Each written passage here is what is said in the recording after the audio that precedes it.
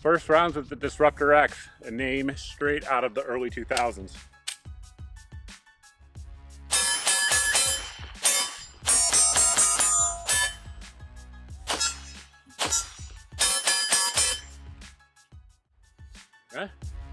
Hitting just fine all the way up to 45 with irons.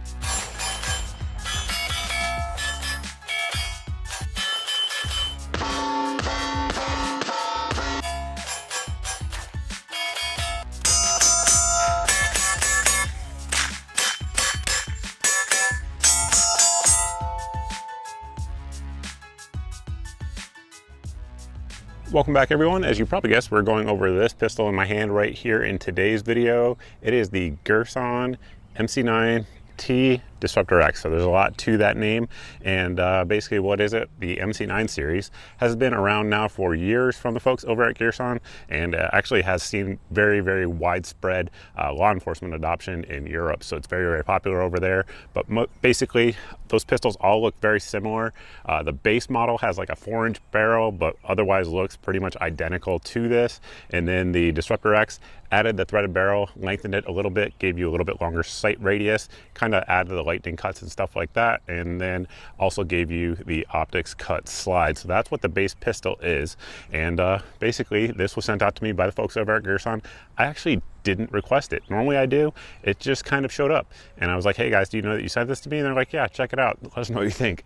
No pressure to do a review or anything like that, but the gun has performed very well, which is why I have decided to bring it in front of all of you. There's a couple cons that we definitely will get to here at the end, but all in all, it's done quite well. So with that, let's kind of start down here at the bottom and work our way through. So one pro of it is the way the magazine relief cut is cut into the frame, right? So it has that little cut out there on each side, so that way if you do get a double feed, you can grip and rip and pull it out like that. However, I don't like the way the actual base plate system here works.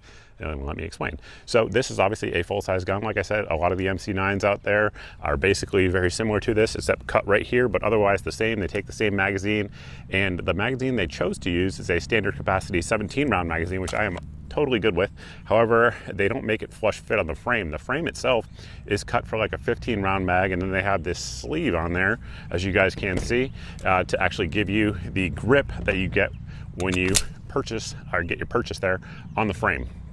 The reason I don't like that is because when you go to drop your magazines, if you have large hands like I do, you hit your mag release, and a lot of like right now I have hit the mag release and it's not coming out because the magazine right there is catching on the heel of my hand or the palm of my hand, and so it's not letting it come out. So I really do wish that they just extended the frame and then had flat base plate mags, but they don't. So that is going to be one of the cons. However, they are Mech-Gar mags, which is fantastic, as many of you guys know.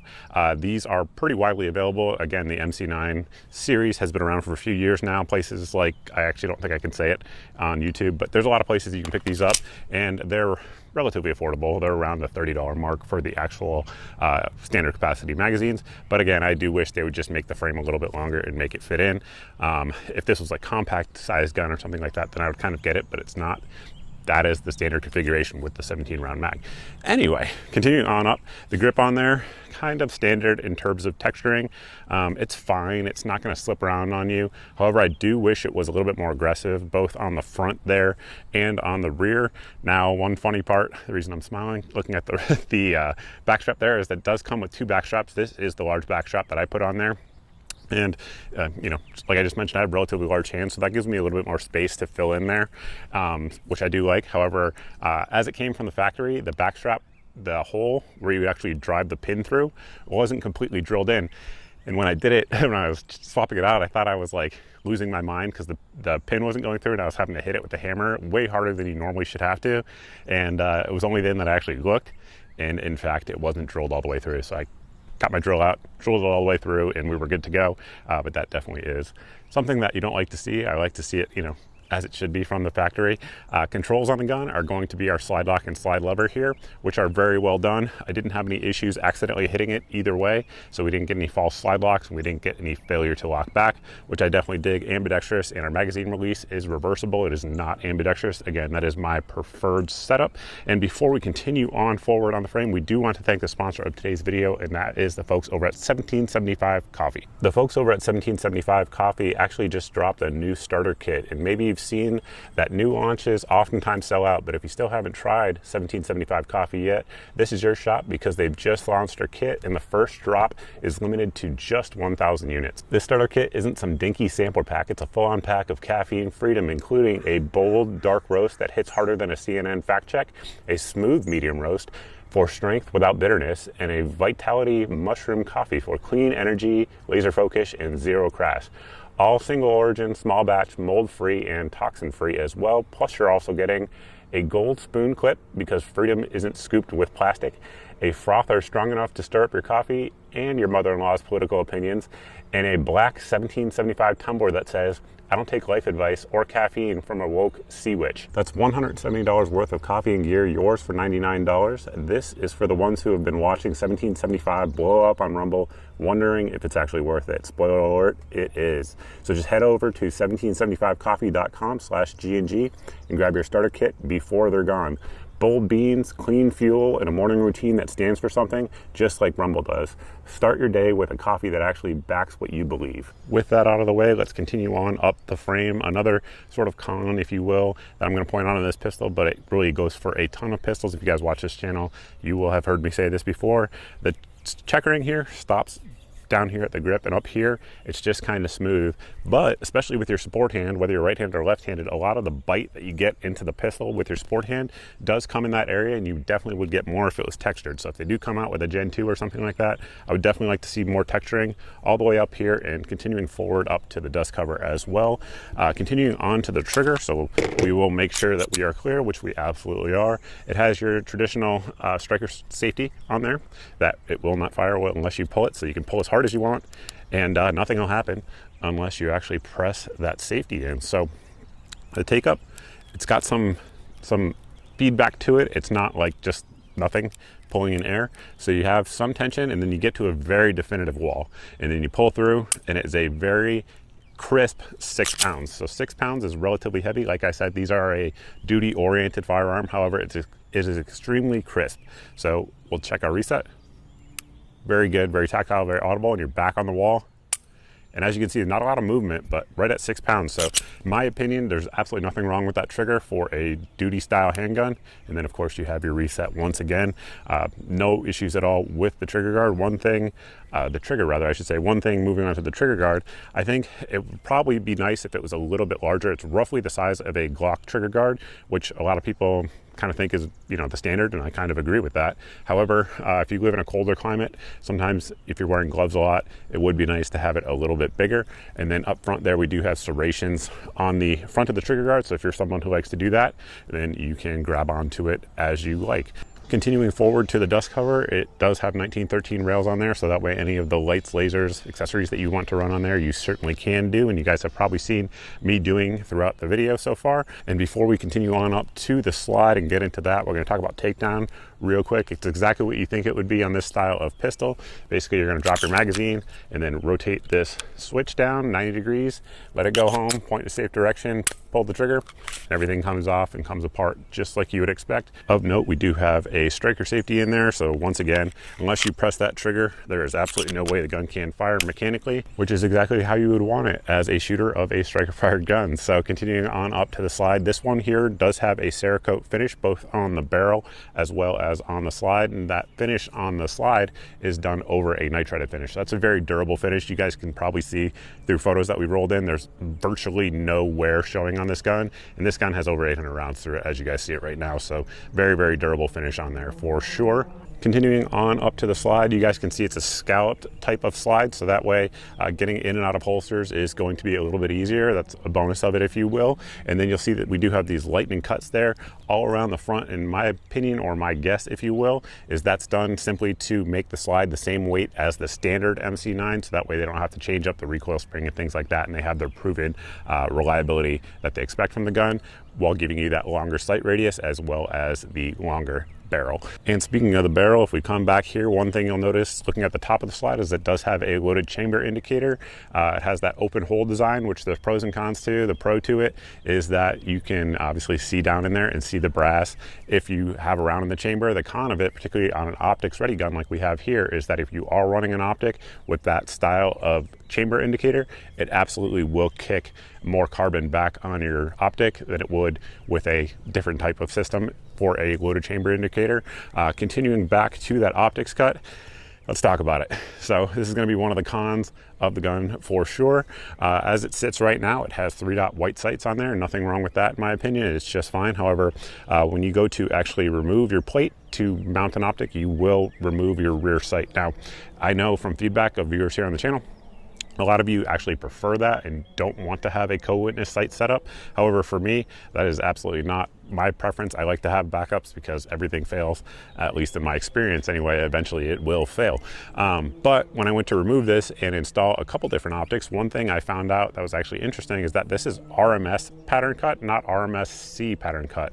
And I think every micro optic or mini optic I have is RMSC. So I went to mount it on there and tried 2 different SIG optics, a Vortex CCW Defender, as well as the O-sight. And none of them would fit on there because of that RMS versus RMSC. And from what I understand, kind of going the other way, it always works, but going to RMSC to RMS, it doesn't always work. And in this case, that's what we found.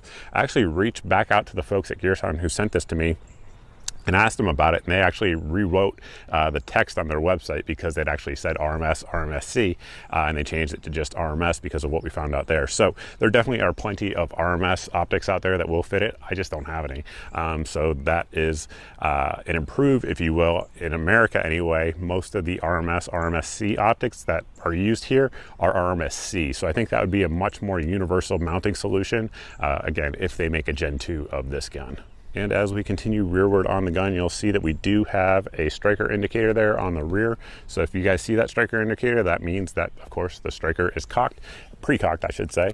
And then when you press the trigger, you'll see there, it does go away.